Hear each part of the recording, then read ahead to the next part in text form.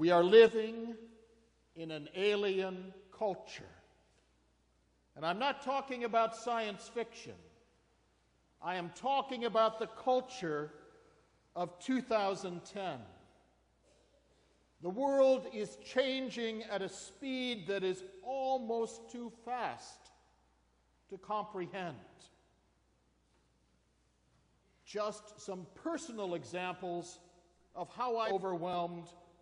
My children buy me an iPhone. It has more applications than I know how to use. I get into trouble on my computer. I can't solve it. I have to call a 12-year-old friend to help me. But there are more serious dimensions to this alien culture. We're living in a time when people are without jobs for weeks, months, some in this congregation now for years. We are living in a moment in time when you can no longer expect to buy a home, live there, have it be your home forever. Insecurity may cause you to lose that home. Paul lived in an alien culture. Things were changing rapidly in the Roman Empire. And if we could step into a time machine and go back in that moment in time, we would find many, many people who were profoundly discouraged, who felt like there was no reason to live anymore. The Roman world was the hierarchy. Those who were politically powerful, wealthy, the landed gentry, and it was the masses, the peasants. The Roman world was populated by many gods, all kinds of gods. Gods of peace, war, gods of the heavens, the sun, the moon, gods of feeling, love, gods of everything you might think of. And it was customary in the ancient world to believe in many gods just in case. That way you had yourself covered in case one of them really worked. And along comes Paul and this tiny little Christian community, and it proclaims the gift of one God, Yahweh, the gift of a God of creation and of us and of life and of spirit, the gift of a God who calls God's people into the world for a purpose. You see, one of the attributes of the ancient world was that you basically lived for yourself. You lived to survive. And your political loyalty, whatever, all that you did was somehow rooted in surviving. Self-survival, the survival of my family over against all of the forces that were pushing against you, all of the uncertainties of who was in power at any given moment. You might lose your home. Tribes might invade your village and burn everything you had, your crops, your house, your barn. Nothing was at all certain. It was a time of vast disenchantment. It was an alien culture.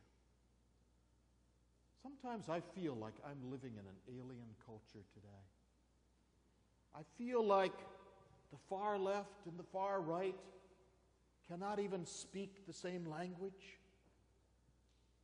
My role in this congregation is to stand firmly in the middle and to hang on to the left and hang on to the right, whether it is politically or theologically or whatever, and hold it together and say we are a family, we will hear each other, we will work together, and when we do that, we achieve amazing and remarkable things as God's family.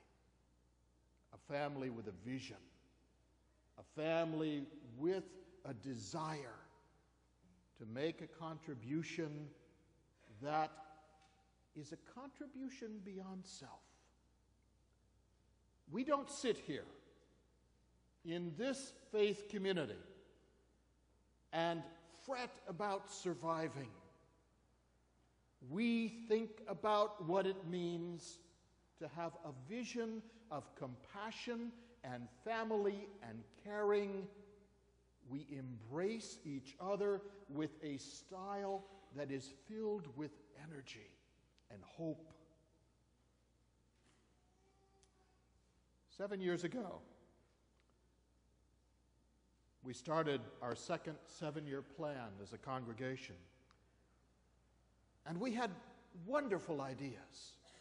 I think at one point we had 150 ideas about what this congregation might do in the coming 7 to 10 years, how our lives might unfold. We had this remarkable dream about a youth ministry. Glenn Root is now starting his 4th year as our minister for children and youth. And at that time, we had no money for this at all.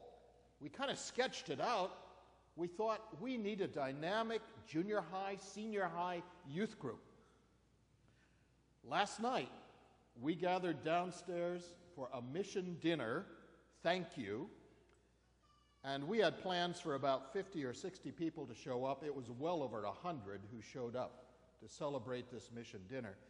And the young people, the youth who were on that mission trip to Mifflinburg, Pennsylvania, sang and danced for us and told us their story, and some of them gave even, yes, personal witnesses about how their lives had been changed by that journey, by working there in Mifflinburg together with 400 other youth from at least a dozen other congregations. We dared to dream that we would have a youth ministry. One of the challenges that we face as a congregation is that we gathered that $60,000, $15,000 a year times 4 years to fund a youth ministry. And as of August 2011, we will have exhausted that $60,000. We will do everything in our power to enable this youth ministry. We have dozens of young people who are coming here, as you can see, to share in learning about God's work, to talk about values, to talk about morals. Last Sunday, the topic of our youth ministry discussion was integrity. And they visited together, junior highs, senior highs. And yes, they had fun, they had games, they had fellowship, they ate a meal together. But they created a community, and that community continues. Years ago, we had a dream about what it would mean to transform some of our facilities. Back in 1997, the Carozella building at 35 South Main Street was in bankruptcy. A magnificent landmark structure in the center of Wallingford. A beautiful building from the 1880s. In the ensuing years, we have been given remarkable gifts by many of you to renovate and restore that building. We now have the Barnes Community Room on the ground floor, which serves all kinds of nonprofit organizations in this town because we dared to dream. We had an idea.